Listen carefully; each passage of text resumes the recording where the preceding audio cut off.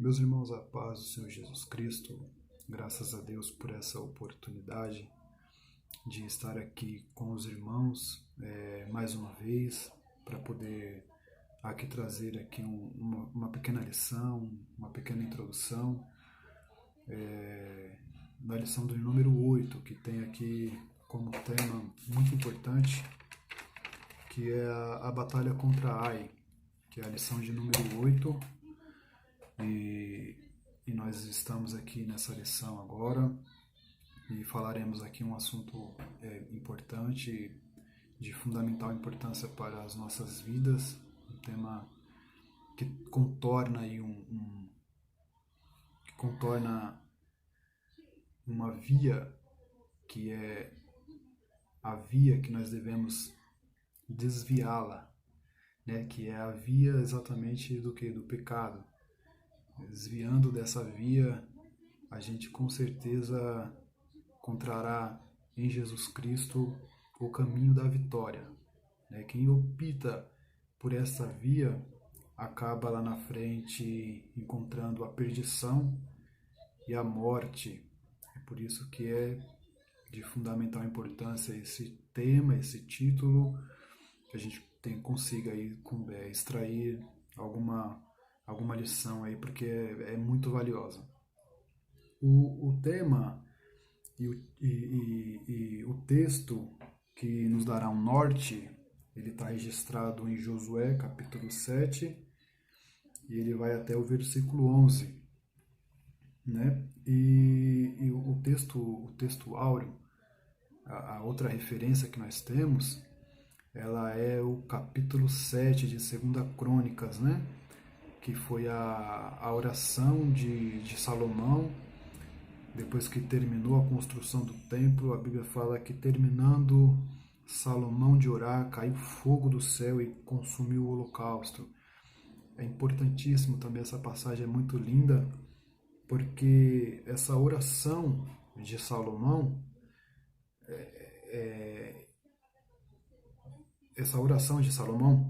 a gente vê a resposta de Deus para com Salomão, e trata exatamente o que? O perdão de Deus com o arrependimento do povo. Então, era necessário que, depois de toda essa obra, de todo esse esforço de Salomão em construir o templo, que o povo entendesse a real necessidade de buscar a Deus o perdão, a reconciliação, andar em santidade, e fazendo isso, Deus ouviria, perdoaria e sararia. Por isso que nós temos essa referência aqui. Meus irmãos, quando a gente olha para a história de Israel, a gente vê, é uma história muito grande, é uma história muito linda, mas também é uma história que a gente às vezes se questiona como é que um povo que é libertado de uma escravidão de 430 anos pelas mãos do Senhor, como que por esse milagre, conduzido por um líder, e o povo sendo cuidado desde o começo, desde a saída deles, até o final, sendo extremamente conduzidos pelo cuidado de Deus, como que o povo consegue ser tão infiel e ter o seu coração tão dividido entre confiança, entre desconfiança, a alternância de valores de Israel era como se fosse um elevador. Ora, Israel estava aqui em cima, confiava em Deus e ia bem. Ora, Israel estava lá embaixo, a confiança de Israel, por qualquer coisa que acontecesse, a confiança de Israel, ela sumia. Então a gente se pergunta como que o povo era tão difícil, esse coração de se entregar e confiar plenamente nas mãos do Senhor. Quando a gente observa essa alternância de valores e quando Isaías também nos mostra o descontentamento de Deus, no livro do seu livro, no capítulo 43, quando a gente observa Deus descontente com o povo, a ponto de falar com o profeta, ora, eu tenho um povo, Isaías, que tem olhos, mas é cego. Eu tenho um povo que tem ouvidos, mas é surdo. Então, quando a gente observa esse descontentamento ou esse desabafo de Deus, observa e se questiona: poxa, que dificuldade que Israel tinha de obedecer, de continuar e seguir firmes. Né? Quando a gente observa os cuidados de Deus com Israel, desde a saída do Egito, desde antigamente, quando a gente olha para Deus falando assim, para que Israel não comesse qualquer tipo de carne e não se alimentasse com qualquer tipo de comida, Deus estava querendo salvaguardar a saúde de Israel. Deus estava querendo salvar a integridade física deles, para que eles não fossem contaminados pelos alimentos de pessoas de fora que tinham as suas vidas, as suas comidas ofertadas a deuses pagãos. E Deus teve esse cuidado com Israel e alertou Israel para com isso, com esse pedido. No mesmo cenário, a gente observa Deus pedindo para que o povo não procurassem pessoas de fora de Israel para poderem se relacionar, para que não casasse, pegasse pessoas de fora para poderem constituir família.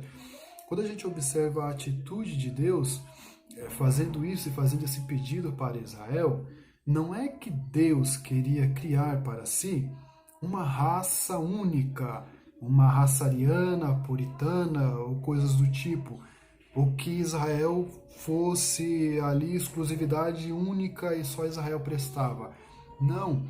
Quando Deus pede para que Israel não busque pessoas de fora para constituir família, é que Deus queria que as pessoas que estavam de fora vissem Israel como um modelo de Deus. Quando a gente observa esse cuidado de Deus, ele quer que o quê? Que Israel seja o exemplo para as outras nações. E que não Israel desejem ser como as outras nações, mas que as outras nações desejem ser como Israel. E assim foi a vida de Israel, né? Nessa alternância de valores, e ora confiava em Deus, ora conseguia entender o que Deus queria, ora também não entendia nada e pecava e acabava se perdendo no curso da história, trazendo mortes, trazendo condenações e esse prejuízo para o povo com essa falta de capacidade de seguir a linha exata que Deus havia traçado.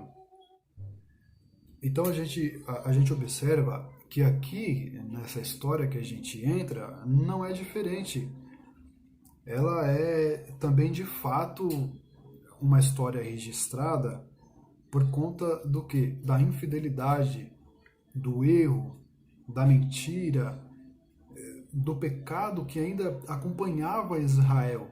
Não Israel como um todo, mas havia aqueles que traziam consigo as marcas do Egito, as marcas e os costumes da sua criação quando estavam sendo escravizados.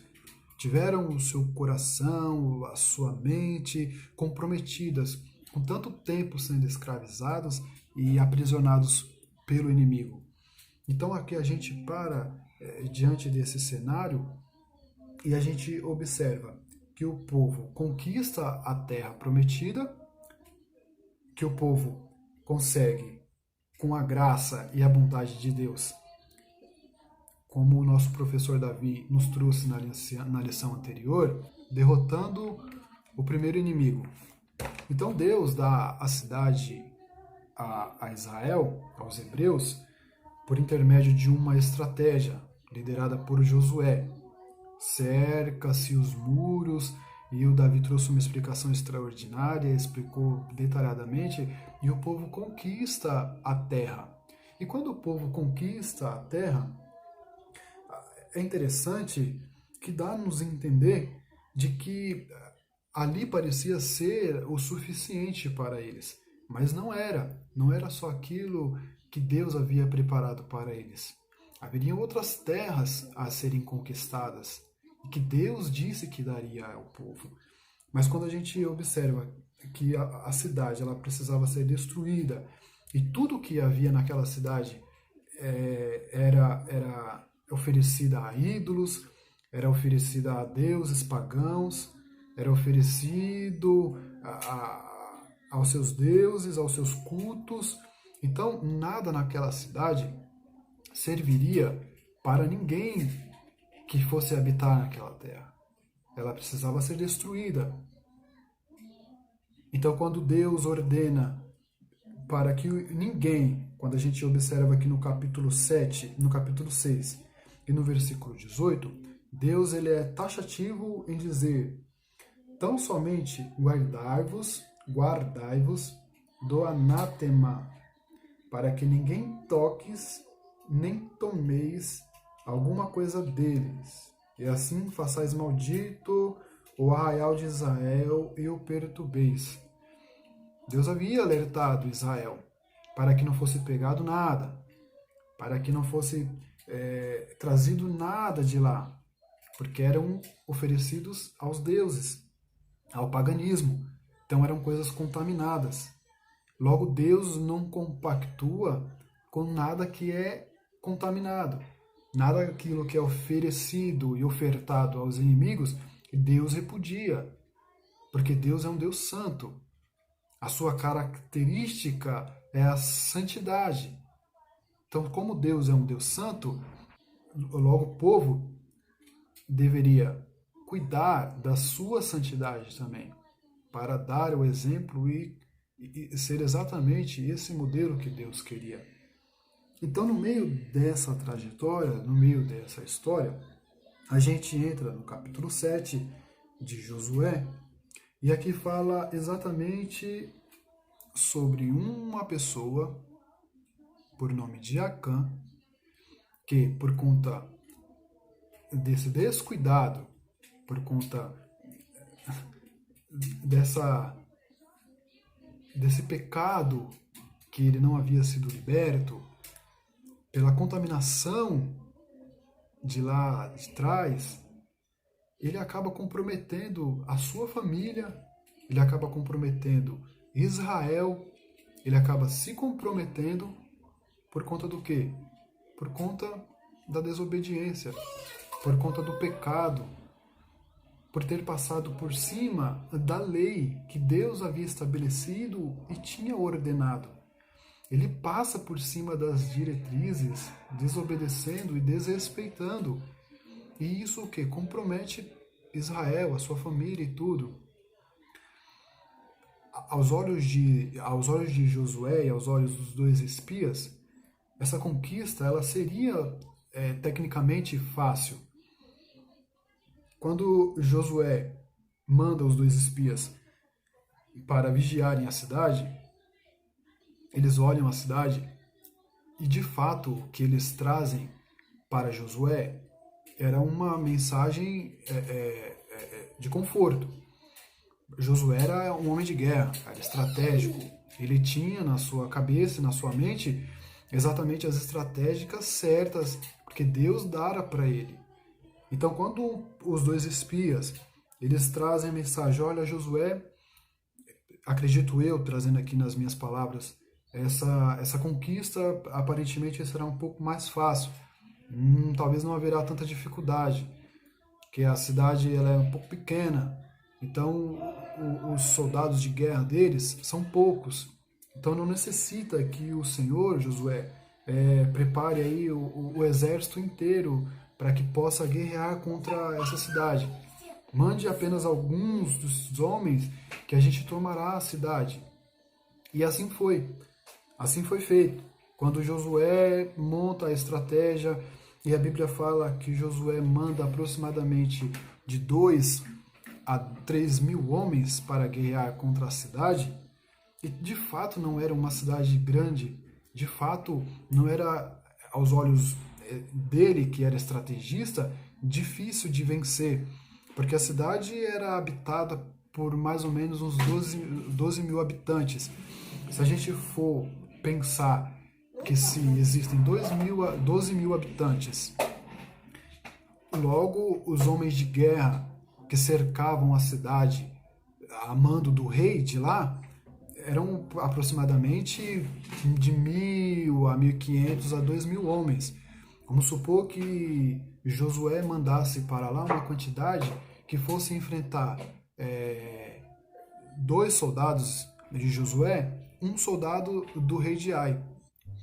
Então, meus queridos, Israel está comprometido agora à estratégia de Josué, justamente por conta da ganância de Acã, que comprometeu a sua família, a sua vida, os seus bens.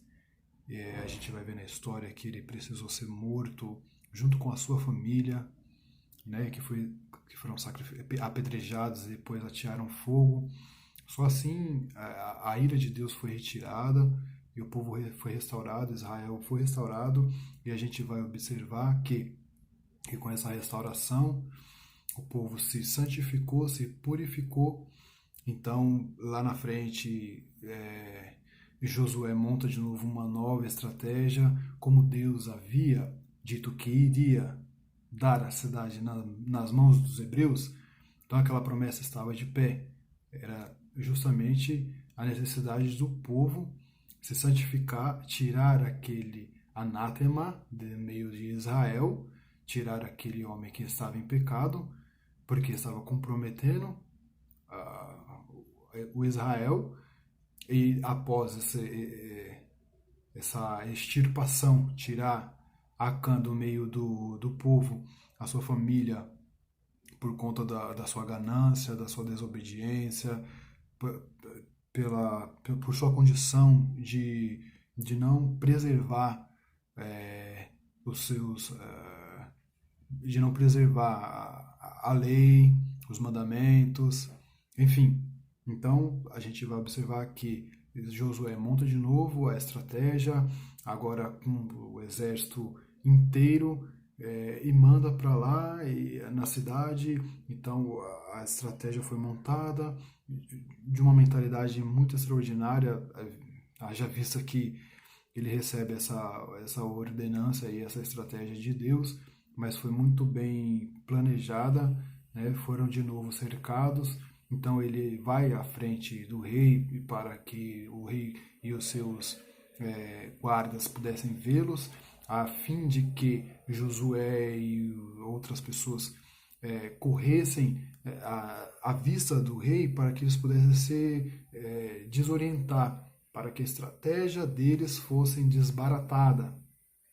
Então, os que estavam cercados, os soldados de Josué que haviam cercados, pudessem então dar aí o checkmate, se assim eu posso dizer, para conquistar a cidade. Então todos foram mortos, a cidade fora passada a fio da espada, né? Foram totalmente destruídos de homens, mulheres e todos os habitantes daquela terra, né? O rei foi preservado e foi levado até Josué. Depois que fora levado a Josué, Josué pendurou ele no madeiro e enforcou, passou a tarde inteira, e a cidade era conquistada. Mas a nossa lição é interessante, que ela basicamente está apontada para o pecado. Se a gente observar os conteúdos, tudo vai apontar para o pecado de Acã e a consequência. Então, há um paralelo do pecado, do que Acã fez, com a igreja dos tempos de hoje. Afinal de contas, o pecado, ele é o assunto primordial que, que, que, que a lição, não só a lição trata de uma maneira muito clara, mas como a Bíblia como um todo. Afinal de contas, o pecado é o único agente, é o único meio que nos tira da presença de Deus, que nos faz perder heranças, que nos faz perder conquistas.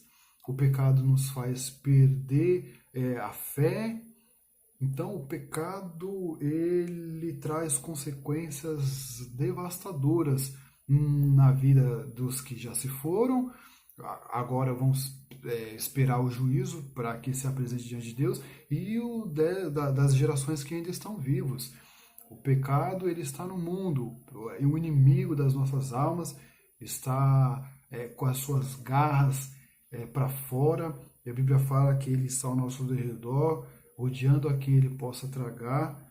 E, de fato, o pecado é um assunto que tem que ser tratado de uma maneira assim muito acentuada, precisa ser falado mais, o pecado precisa ser batido mais, esse assunto, quanto à santidade, à separação. Acã se ateve às coisas materiais. Acã foi ganancioso, seu coração estava enraizado exatamente nas coisas da terra.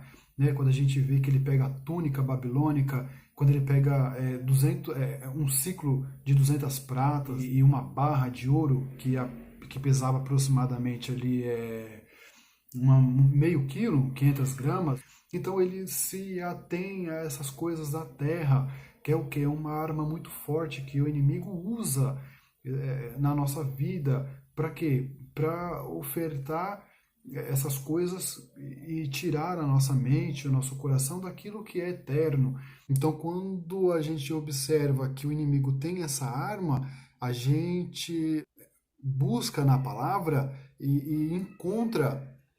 Quando a gente lê o capítulo 14 do livro de João, a gente fica maravilhado, porque uma vez que o inimigo oferece aquilo que é perecível, que é efêmero, que é passageiro, aquilo que é curto, para um pequeno e um breve momento ali de prazer, o nosso Deus, o nosso Cristo nos oferece aquilo que é eterno. Então, quando o capítulo 14 fala de para que a gente não venha turbar o nosso coração, para crer em Deus e crer no Pai, que Jesus Cristo foi para o céu nos preparar uma morada, para que quando Ele voltar, onde Ele estiver, estejamos nós também junto com Ele. Ele nos oferece aquilo que é eterno, aquilo que não é corrupto. Ele vai nos céus e nos prepara uma morada onde o mal não pode entrar. Graças a Deus por isso, onde o inimigo não pode entrar, onde não haverá ali essas riquezas da terra, não é? Então, Jesus Cristo oferece aquilo que é eterno, que é os céus. Então, que a gente possa tomar esse cuidado quanto a esse assunto tão importante e nos abster do pecado, nos afastarmos do pecado. E uma vez, queridos irmãos, que pecando, porque a nossa natureza nos dá essa condição, né? A gente pode pecar, a gente pode errar, porque estamos sujeitos a isso. Mas o mesmo João, ele escreve na sua primeira epístola, e eu já caminho para o fim, uma passagem muito linda e muito extraordinária. Olha o que ele nos deixa. Capítulo 1, versículo 9. Se confessarmos os nossos pecados, Ele é fiel e justo para nos perdoar os pecados e nos purificar de toda injustiça. E no capítulo 2, olha que coisa linda. Meus filhinhos, antes essas coisas vos escrevo, para que não pequeis. Se alguém pecar, temos um advogado para com o Pai, Jesus Cristo, o justo. Graças a Deus, é Jesus Cristo que, que advoga as nossas causas. Então, confessemos a Jesus Cristo os nossos pecados, busquemos a Ele esse perdão, não deixemos em oculto, afinal de contas, Ele sabe de todas as coisas, Ele sabe do interior do nosso coração. Então, que a gente busque essa graça e esse perdão para que não cometemos o erro de Acã, para que não possamos aqui comprometer a nossa vida, a nossa família, e buscar em Deus essa graça, buscar a reconciliação, o perdão, porque nós temos uma herança e nós lutamos por essa herança que é os céus, que é a chegada de Jesus Cristo. Então, que a gente possa preservar, né, justamente aquilo que Deus nos deu e nos afastemos do pecado, nos santifiquemos, nos purifiquemos. Há uma passagem muito linda em Salmos que fala: sejam sempre.